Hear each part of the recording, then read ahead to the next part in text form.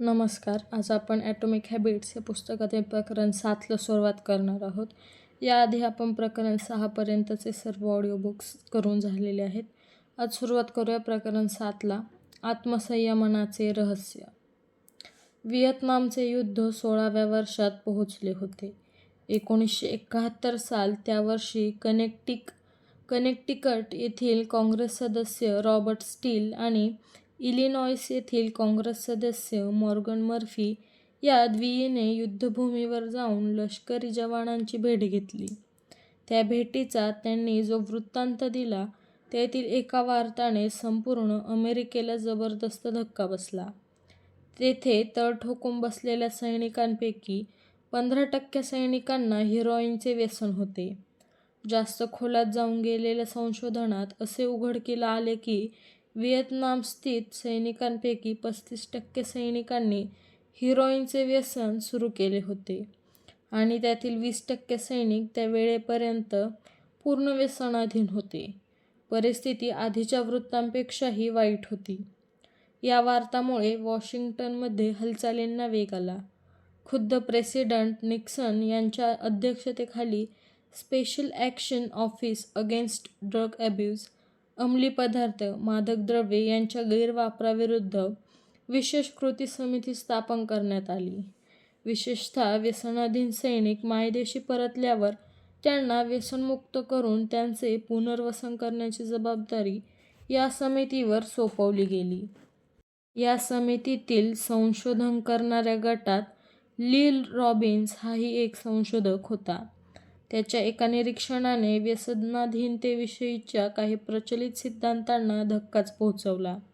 रॉबिन्सच्या संशोधनातून असे निष्पन्न झाले की व्यसनाधीन सैनिक अमेरिकेत परत आले आणि त्यांच्यापैकी फक्त 5% सैनिक 1 वर्षाच्या आत आणि 12% 3 वर्षाच्या आत पुन्हा व्यसनाच्या आहारी गेले.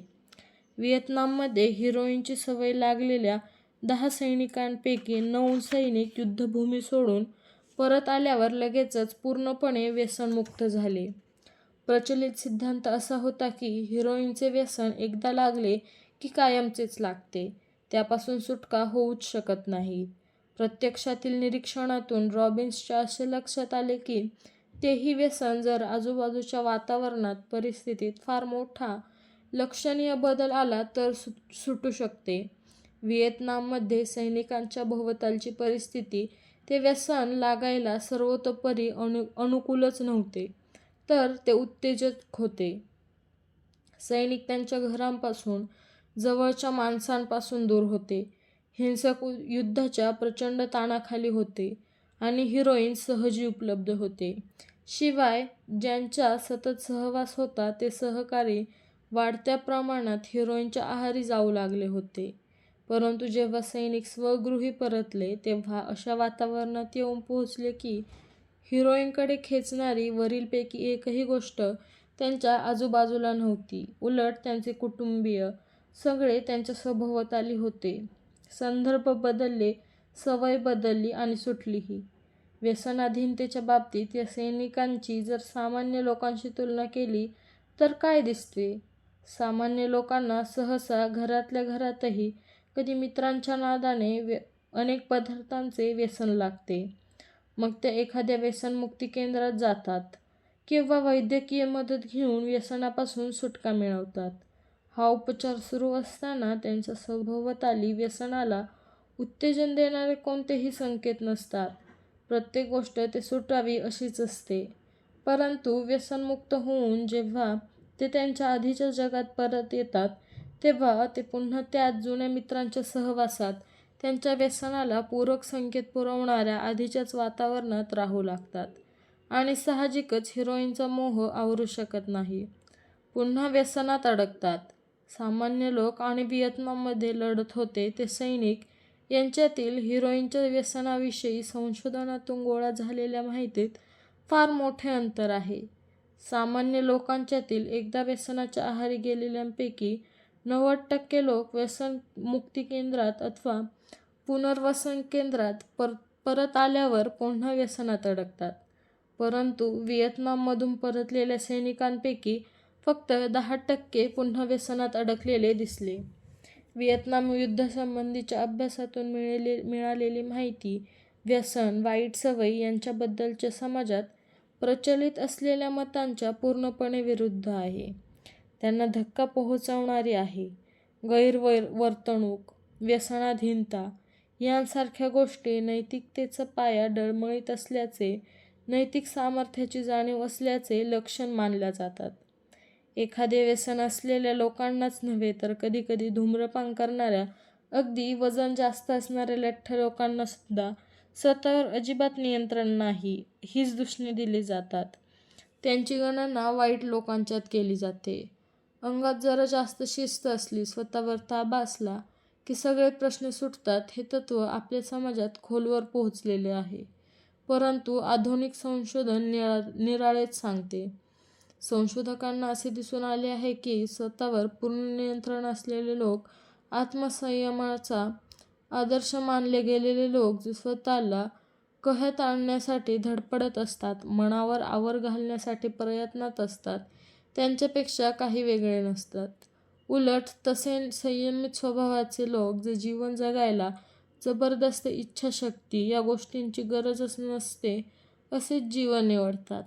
वेगळ्या शब्दात सांगायचे तर ते मोह आवरायला लागेल, मनाला लगाम घालावा लागेल, त्यांच्या आत्मसंयमाची कसोटी लागेल अशा परिस्थितीत कमीत कमी वेळ घालवलात. खरे तर तशी परिस्थिती ते शक्यतोवर त्यांच्यावर येऊच देत नाही. ती प्रयत्नपूर्वक टाळतातच. ज्यांना स्वतःवरील नियंत्रणाचा कमीत कमी वापर करावा लागतो ते उत्तम आत्मसंयमी अशीच व्याख्या कदाचित खरी ठरेल. जेव्हा तो गुण वापरायची वेळच फार वेळा येत नाही तेव्हा तो आचरणात आणणे सोपे असते.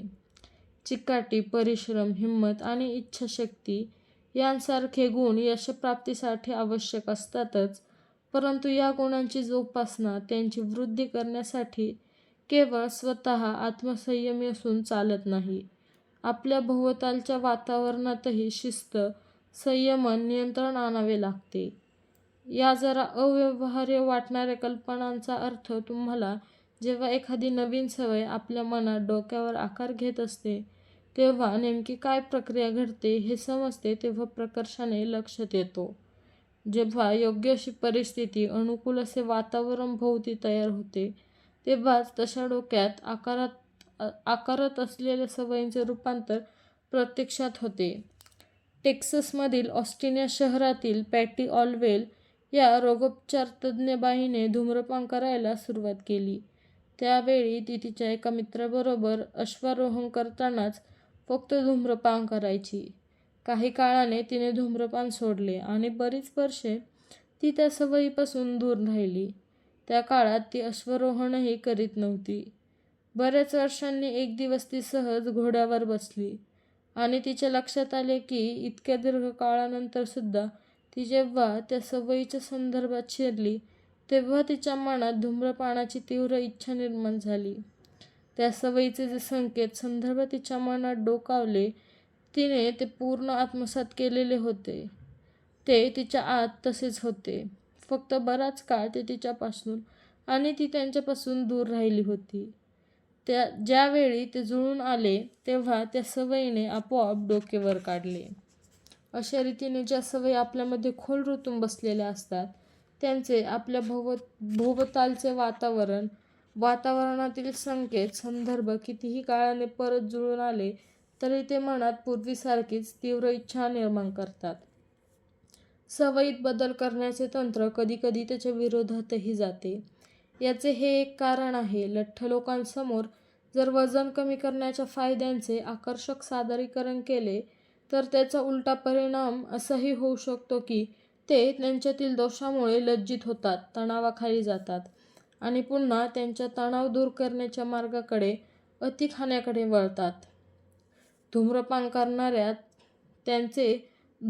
करणाऱ्यांना त्याचे दुष्परिणाम म्हणून काळ्या पडलेल्या फुफ्फुसांची चित्रे दाखवली तर त्यांच्या स्वतःच्या भविष्याविषयी चिंतेत आणखीच भर पडते.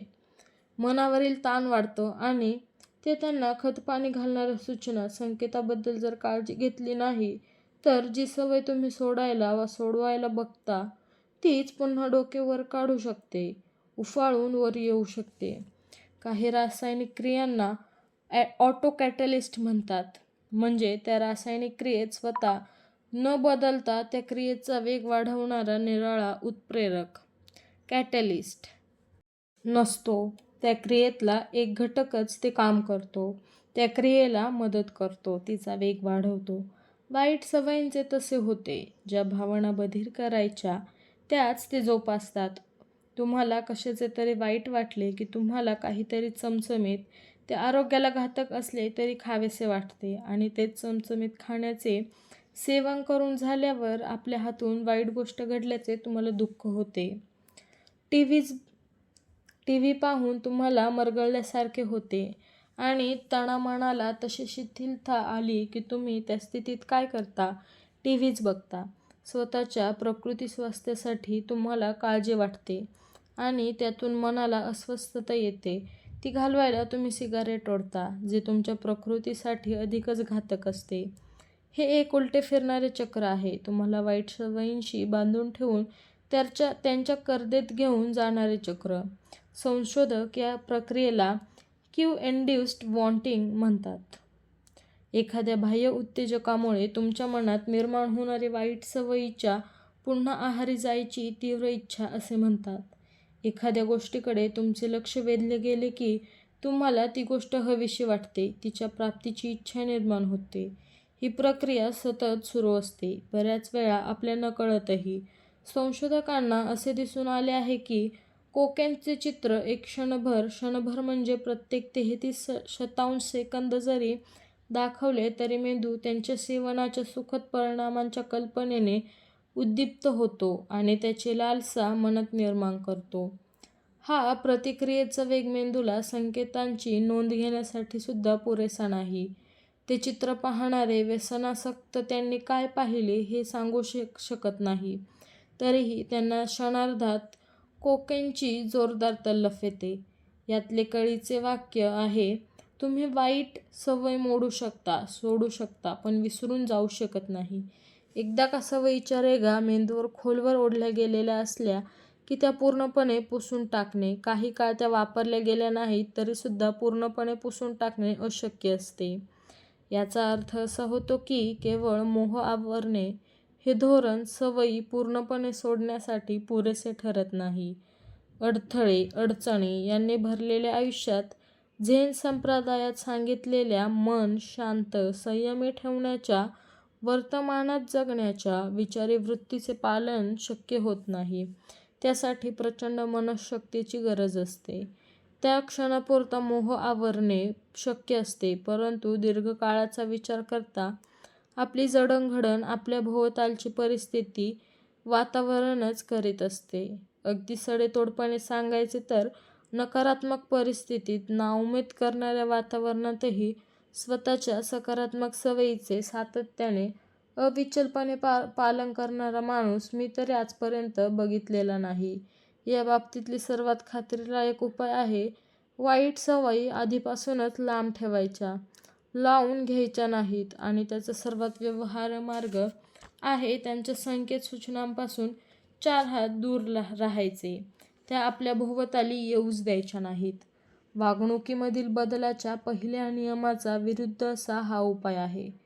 तो पहिला नियम सांगतो, संकेत, सूचना स्पष्ट, सहजी समोर असतील अशी दक्षता घ्या आणि हा उपाय ते संकेत नजरेस पडणार नाहीत अशी दक्षता घ्या असे सांगतो. हे असे सोपे बदलही किती परिणामकारक असतात याचे मला नेहमीच आश्चर्य वाटत आले आहे. संकेत समोरून हलवा, काढून टाका, दूर ठेवा आणि पहा, सवय तुम्हाला सोडून जाईल. आत्मसंयमन, स्वतःवर नियंत्रण, मन ताब्यात ठेवणे हे अल्पकालीन धोरण आहे, दीर्घकालीन नाही. मोह टाळणे एकदा दोनदा शक्य होते, पण प्रत्येक मोहाच्या क्षणी इच्छाशक्ती एकवटून मनातील इच्छा मारणे शक्य होत नाही. प्रत्येक वेळी अयोग्य गोष्ट संयमपूर्वक टाळून योग्य गोष्टी करण्यात आपली मनाची ताकद खर्च करण्यापेक्षा ती आपल्या भोवतीची परिस्थिती, आजूबाजूचे वातावरण जास्तीत जास्त अनुकूल करण्यासाठी वापरणे केव्हाही चांगले. तेव्हा तुमच्या चांगल्या सवयींचे संकेत सुस्पष्ट करा, सहज मिळतील असे पहा आणि वाईट सवयींचे संकेत अदृश्य करून टाका. अशा प्रकारे प्रकरण 7 आपल्या इथे संपलेलं आहे. भेटूया पुढील भागात. धन्यवाद.